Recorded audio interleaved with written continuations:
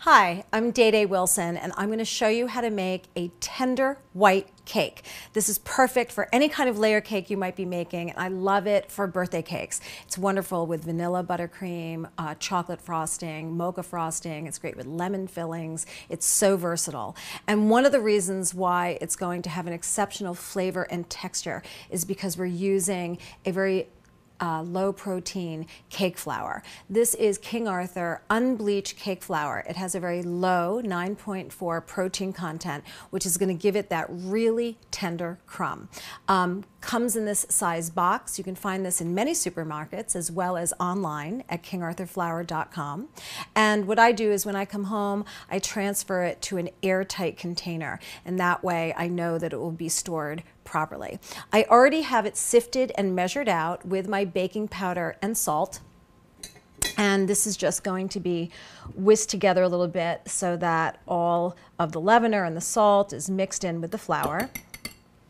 And then we're going to start by creaming our butter and then adding some sugar.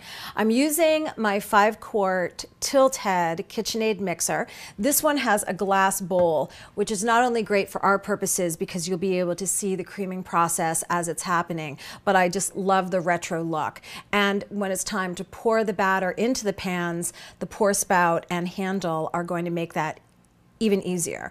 So what we need here is the flat paddle attachment to the mixer, and this one in particular is called the beater blade. This is similar to the classic KitchenAid flat paddle, but one side has this soft rubber edge, and what this is going to do is it's going to scrape the sides of the bowl for you while we're mixing, and so it eliminates a step for you, makes things easier. We're always interested in making your time in the kitchen as enjoyable as possible and also getting the best results as possible, and this is certainly going to do all of the above. Installing the attachment is as easy as that. It's locked into place. I have 2 sticks of room temperature unsalted butter in the bowl. Tilt head comes down. Always make sure to lock the machine, and then we're going to cream the butter.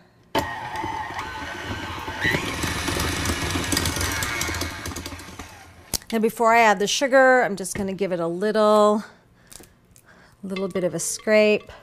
This is great. It's nice and soft, and the beater is making short work out of this for me. I'm going to add my granulated sugar back to creaming. Now this is where the butter and the sugar is going to come together.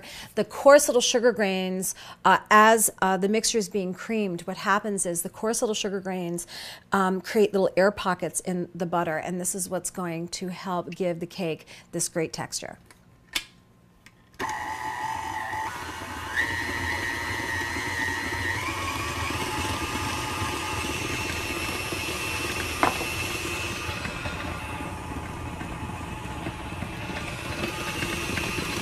While that's creaming, because that does take a minute or two, this cake uses whole milk and egg whites. We don't need the egg yolks.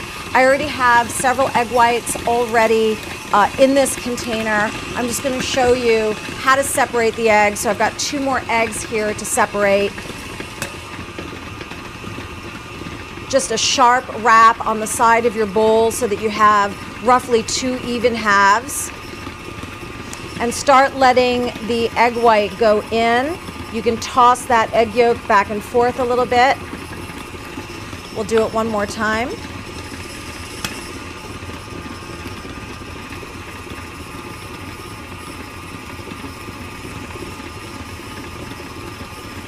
There we go. Now a lot of white cake recipes call for whipping the egg whites separately and then folding them in. And I realized years ago through trial and error that mixing our whole milk and our egg whites and our vanilla is going to give us just as good of a result, and it's going to be even easier. So we're going to have basically a wet mix and a dry mix coming together. So I'm just going to mix this together a little bit. This is the egg whites and the milk. The recipe does call for whole milk. I know a lot of you have skim or 1% or 2%. in your refrigerator, but if the recipe calls for whole milk, you should go out and buy some for the recipe.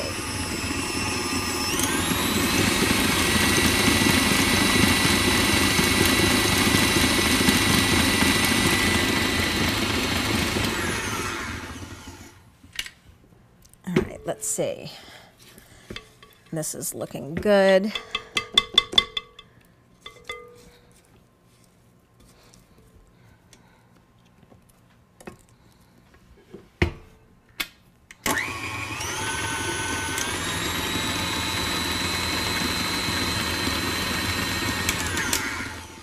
So at this point, we're going to add the wet and the dry alternately to the bowl. So remember, we have our low protein King Arthur unbleached cake flour mixed with a little bit of salt, a little bit of baking powder. And I'm going to put, the flour is going to go in about 3 batches. A little bit of the wet. Having pouring spouts is always so helpful. A little more.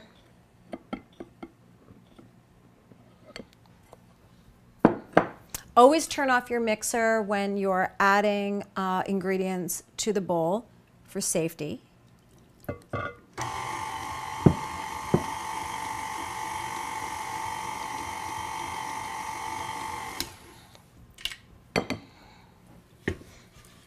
We're about halfway through, so I'm tilting the head back, which allows easy access into the bowl. There we go. Just until blended.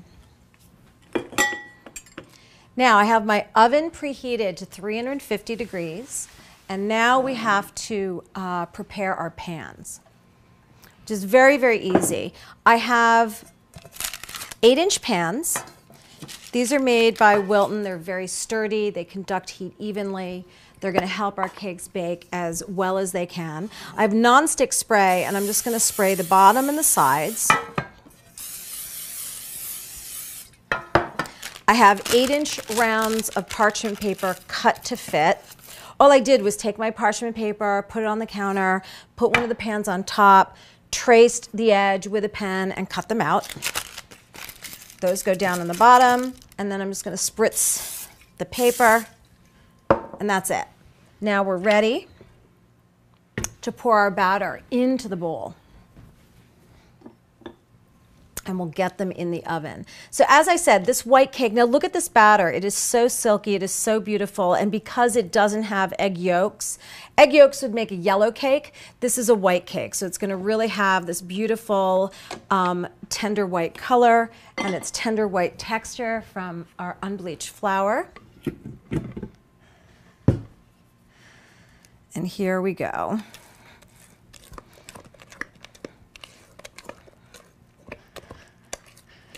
Looks great.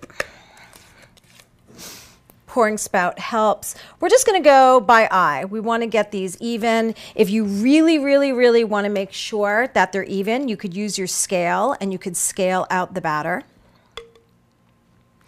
Make sure the same weight was in both bowls, but I'm just doing it here by eye. These are going to go in the oven, 350 degrees, just until a toothpick inserted in the center comes out with a few moist crumbs. They'll be lightly golden brown on top. The edges will be just coming away from the sides of the pan, but we don't want to overbake. Our white cakes have baked. I tested them with a wooden skewer. Few moist crumbs clinging, so they're not overbaked, and they have cooled on a rack. And here they are, and you can see because we used a really good quality pan, they're even across the top, they're not peaked, there's no cracks, and so now we need to unmold them. First thing is I'm going to go around the side of the cake to help unmold it. Now when you do that, you could use a butter knife, but I'm going to use the icing spatula. You want to press towards the outside of the pan, because if you're pressing in towards the cake, you might shave off pieces of the cake sides, and you don't want to do that. So like that. Now our cardboard round goes on top. and then the cake is going to unmold. Look at that. Perfect. And because we line the bottom of the cake pan with parchment paper, it's exactly the way we want it.